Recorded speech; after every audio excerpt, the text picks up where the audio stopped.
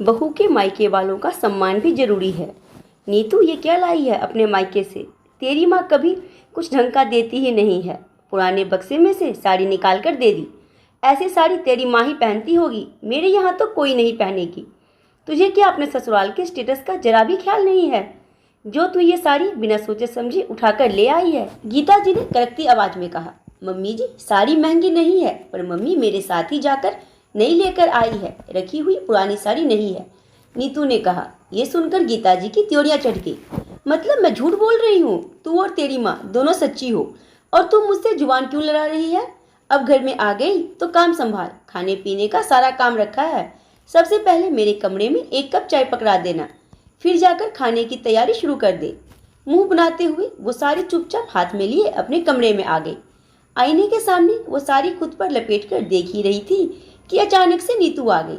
गीता जी सकपका गई और फटाफट साड़ी एक तरफ रख दी और पूछने लगी, इतनी जल्दी चाय बन भी गई? मम्मी जी, वो अदरक नहीं है, और आप अदरक के बिना चाय नहीं पीती हो। सनोज भैया से मंगवा दीजिए। और चुपचाप साड़ी पर नजर डालकर नीतू कमरे से बाहर चली गई। नीतू की शादी को 3 साल हो गए थे, और इन 3 सालों में उसकी सास ने उसके मायके वालों को निजात दिखाने का एक भी मौका नहीं छोड़ा। हर बात में उनको दोषी ठहराना उनकी आदत हो गई थी। नीतू भी चुपचाप सुन लेती थी, क्योंकि उसका पति अपने माता पिता की कमाई पर ही निर्भर था। नीतू का पति यश अपने पिताजी की ही दुकान पर बैठता था और काम संभालता था। गीता जी को इसी बात का घमंड था कि उसका बेटा उसकी दुकान से कमाता है। वह हर महीने बेटे को कुछ रुपए सैलरी के रूप में देती थी, और वो रुपए बहुत ज़्यादा नहीं होते थे। काम तो यश सुबह से रात तक करता था, और उसके बदले में पैसे कम ही मिलते थे। यश की शादी एक मध्यम वर्गीय परिवार में तय कर दी थी। नीतू 4 बहनों में सबसे बड़ी थी। घर वालों ने जैसे तैसे शादी कर दी। आगे भी 3 बेटियों की शादी करनी थी। शादी के वक्त गीता जी ने कहा था, हमें सिर्फ लड़की चाहिए, पर शादी के बाद 3 सालों में नीतू के मायके वालों से हर त्योहार और शगुन के नाम पर रुपए और कपड़े मंगवाती रहती। नीतू के पापा एक सामान्य कर्मचारी थे। वो ज़्यादा महंगा तो दे नहीं पाते थे, फिर भी बेटी ससुराल में सुखी रहे उनकी मांग पूरी करने की कोशिश करते थे। पर नीतू की सास कभी खुश नहीं होती थी। उसके मायके से कपड़े महंगे ना आते, पर पहनने लायक जरूर होते थे, और गीता जी बेवजह सुना देती थी, पर हर साड़ी वो पहनती जरूर थी। अपने घमंड के आगे वो नीतू की भावनाओं को कुचल देती थी। उसे भी इन सब की आदत हो चुकी थी। गीता जी और रवि जी की 3 संतानें हैं। बड़ी बेटी तारा की शादी वो इसी शहर में 5 साल पहले कर चुके हैं। बेटे यश की शादी नीतू से कर दी, और अब वो अपने सबसे छोटे बेटे सनोज के लिए लड़की तलाश रहे थे। सनोज की शादी वो ऊंचे और अमीर परिवार में करना चाहते थे, क्योंकि सनोज एक प्राइवेट कंपनी में इंजीनियर था और उसकी अच्छी नौकरी थी। गीता जी अपने छोटे बेटे को बहुत लाड लड़ाती थी, क्योंकि हर महीने वो अपनी कमाई का बहुत सा हिस्सा उनको दे देता था। उन्हें बहुत घमंड था कि वो छोटे बेटे के लिए बहुत अमीर घर से लड़की लाकर दहेज से अपना घर भर लेंगी। अपनी बड़ी बहू पर दिन रात ताने बरसाने वाली गीता जी उसे कभी सुकून से बैठने नहीं देती थी, और घर का सारा काम उसी से करवाती थी। नीतू की स्थिति देखकर उसका देवर अपनी माँ को समझाता था कि भाभी भी इसी घर की है, उनके साथ ऐसा दुर्व्यवहार मत किया करो। पर वो समझती नहीं थी और कहती थी कि बहुओं को तो पैर की जूती के नीचे दबा कर रखा जाता है, वरना वो सिर पर बैठने लगेगी। एक दिन नीतू के पापा किसी रिश्तेदार की शादी में उसी शहर में आए थे, तो वो नीतू से मिलने के लिए चले गए। जाते वक्त वो फल की टोकरी ले गए। गीता जी ने फिर सुना दिया, समधी जी बेटी के घर मिठाई का डिब्बा लेकर जाते हैं, ना कि सस्ते भाव में मिल रही फलों की टोकरी। अब भला फलों से कैसे मुंह मीठा किया जाता है? हमने आपके स्वागत में 2 तरह की मिठाई रखी है, चाहते तो हम भी फल रखकर काम निपटा देते। ये सुनकर नीतू के पापा सन रह गए। वो बिना कुछ खाए पिए बेटे को आशीर्वाद देकर ही आ गए। नीतू की भी आंखें भर आई, पर वो मजबूर थी। कुछ कहती तो पति का साथ नहीं था, और पति अपने माता पिता पर निर्भर था। सच ही कहा है किसी ने, पति का साथ मिले तो पत्नी सारी दुनिया से जीत जाती है। कुछ समय बाद नीतू की छोटी बहन का रिश्ता तय हो गया। अपने पापा से फोन पर यह खुशखबरी सुनकर नीतू बहुत खुश थी। वो शादी में जाने की तैयारी करने लग गई। ये क्या बहू, तेरे पापा ने हमें तो कुछ नहीं कहा और तू जाने के लिए भी तैयारी करने लग गई? क्या उन्हें पता नहीं कि इतनी बड़ी खुशखबरी है? तो समधियों के घर 5-10 किलो मिठाई भिजवा दे, ताकि हम भी यहाँ पड़ोसियों की मिठाई बांट दें। मम्मी जी, पापा जब मुझे लेने आएंगे तो मिठाई के डिब्बे भी ले आएंगे।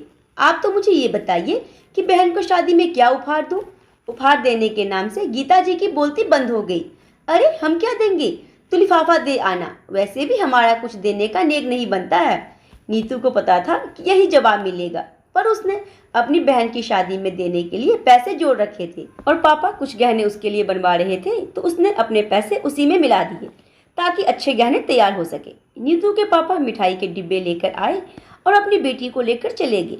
शादी के एक दिन पहले नीतू के सास ससुर, देवर और पति भी उनके यहाँ शादी में गए और वहीं सनोज को एक लड़की पसंद आ गई।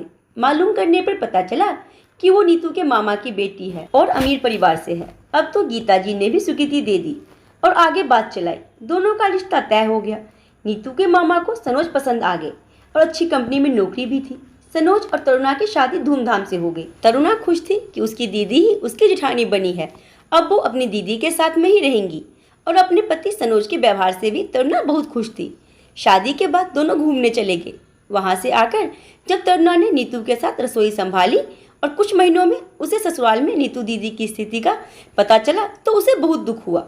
गीता जी अब तरुणा पर भी रोब झाड़ने लगी थी, पर तरुणा सुनने वालों में से नहीं थी। सनोज ने भी उसे अपनी माँ के व्यवहार के बारे में बताया था, जिसे सुनकर वो भी दंग रह गई थी। नीतू के दूर के रिश्तेदार की मृत्यु हो गई थी तो वो यश के साथ अपने मायके गई थी। उसके जाने के 2 दिन बाद तरुणा का छोटा भाई उसी शहर में इंटरव्यू देने आया था, तो उसने काफी पकवान बनाए। तो गीता जी ने टोक दिया, तरुणा तेरा भाई ही तो आ रहा है, उसके लिए इतने पकवान बनाने की क्या जरूरत थी, रोटी सब्जी ही खिला देती। मम्मी जी, मैं हर किसी का सम्मान करती हूँ, वो चाहे मेरे मायके से आए या आपके मायके से आए। मेहमान तो भगवान होते हैं और इज्जत और मान सबका होना चाहिए। और फिर मैं पकवान सनोज की कमाई से बना रही हूँ, आपको क्यों आपत्ति हो रही है? जब कमाने वाला कुछ नहीं बोल रहा है तो आप भी मत बोलिए। जब मैं मायके जाती हूँ तो पूरी आवभगत होती है, तो मैं भी तो अपने मायके वालों का सम्मान करूंगी। तरुणा के मुंह से इतनी बड़ी बात सुनकर गीता जी हक्की बक्की रह गई। वो कुछ कहे बिना रसोई से चली गई। वो आज अपने आप को बहुत अपमानित महसूस कर रही थी। तरुणा ने अच्छे से भाई को खाना खिलाया। तभी गीता जी बोली, तरुणा तेरे पापा तो इतने अमीर हैं, फिर भी भाई खाली हाथ आ गया, मिठाई नहीं लाया। मम्मी जी, मैंने ही मना कर दिया था, आपको और पापा को डायबिटीज है। भैया और नीतू दीदी अभी यहाँ नहीं है, हम लोग मिठाई खाते नहीं हैं, तो क्या पड़ोसियों को बांटने के लिए मिठाइयाँ मंगवाती? फिर अभी तो कोई त्योहार भी नहीं है, बहू के घर से हर बार कुछ आए ऐसा जरूरी तो नहीं है। अब तरुणा सास को बराबर जवाब दे देती थी, क्योंकि वो दूसरी नीतू नहीं बनना चाहती थी। उसने नीतू के घर में जो हालत देखी थी वो उससे काफी दुखी थी और इसलिए वो अपनी सास को सबक सिखाना चाहती थी। अब गीता जी कुछ भी कहने से पहले 100 बार सोचने लगी थी। जितनी आसानी से वो नीतू को और उसके मायके वालों को सुना देती थी, उतनी ही आसानी से वो तरुणा को कुछ भी नहीं कह पाती थी। नीतू के आने के बाद तरुणा अपने मायके रहने चली गई। कुछ दिनों बाद वो मायके से वापस आई तो गीता जी ने आदतन पूछा, क्या भेजा है तेरी माँ ने? पहले दिखा फिर अंदर जाना। मम्मी जी, मेरी माँ ने सिर्फ मुझे भेजा है और आपके लिए ये छोटा सा उपहार भेजा है। गीता जी ने उत्सुकतावश खोला तो देखा उसमें नैतिक शिक्षा की किताब थी। उसे देखकर उनकी त्योरियां चढ़ गई। ये क्या मजाक है, मैं इस किताब का क्या करूंगी? कोई महंगी साड़ी नहीं भेजी क्या? नीतू की मम्मी तो जब भी नीतू को विदा करती थी साथ में मेरे लिए साड़ी जरूर भेजती थी, जबकि वो तो तेरी माँ से भी गरीब है। हाँ, नीतू दीदी की मम्मी आपके लिए साड़ी भेजती थी और वो साड़ी में आप 10 कमियां निकाल कर भी उसे पहनती थी। कभी ऐसा हुआ आपने कोई साड़ी प्यार से या तारीफ करके पहनी हो, इसीलिए मैं साड़ी नहीं लाई? पता नहीं कितनी कमियां निकाल देती। इसीलिए आपकी नैतिक शिक्षा की किताब पढ़िए, जिससे आपको सीखने को मिलेगा कि इंसान के साथ कैसा व्यवहार करना चाहिए, दूसरे की भावनाओं को कैसे समझ जाए। आपने तो बहुओं को निर्जीव समझ रखा है। आपके लिए बस आपकी इज्जत मायने रखती है। आपको बहू की इज्जत और उसके मायके वालों की इज्जत से कुछ लेना देना नहीं है। बहू की मायके वाले चाहे कितना भी कुछ अच्छा क्यों ना भेज दे, उसमें कमियां निकालना जरूरी है। आपका ऐसा ही व्यवहार रहा तो मेरे मायके से कुछ नहीं आएगा। तरुणा की बात सुनकर आज नीतू को भी हिम्मत आ गई थी। मम्मी जी, तरुणा ठीक कह रही है, आपको कोई हक नहीं है कि आप हमारे मायके वालों को अपशब्द कहें या उनका अपमान करें। आज आपकी बेटी के ससुराल वाले आपका अपमान करें, आप जाए तो खाने पीने और उपहार जैसी छोटी सी बात के लिए आपको ताने मारे तो आपको कैसा लगेगा? हर इंसान को अपनी इज्जत प्यारी होती है, वैसे ही हमें भी है। हमारे हर काम में मीन मेख निकाल कर आप हमारी माँ को दोष देती हो कि तुम्हारी माँ ने कुछ सिखाया नहीं। ये क्या बात हुई? अब हम कुछ भी गलतियाँ करेंगी तो आप प्यार से सिखाएं। मायके वालों को दोष देने से क्या होगा, वो तो दोबारा सिखाने नहीं आएंगी। मायके से कोई सामान आए तो आपको 100 कमियां निकालनी है। मायके से कोई आए तो आपको उसका अपमान करना है। जब आप हमारे मायके वालों का सम्मान नहीं करेंगी तो हम आपका सम्मान क्यों करेंगे। इज्जत और मान सम्मान तो सबका होता है।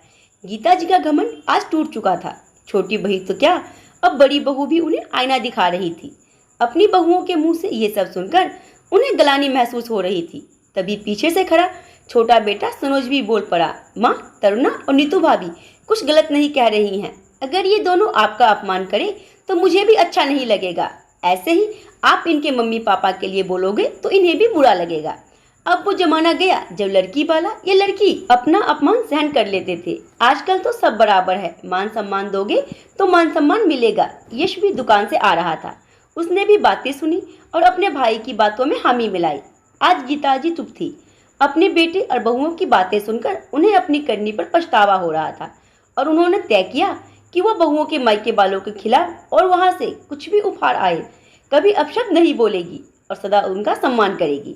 आज नीतू खुश थी कि उसकी बहन ने उसके दर्द को समझा और तरुणा खुश थी कि उसने अपनी सासू माँ को सही रास्ते पर ला दिया। दोस्तों, जीवन का एक ही नियम है, जो दोगे पलटकर वही वापस मिलेगा।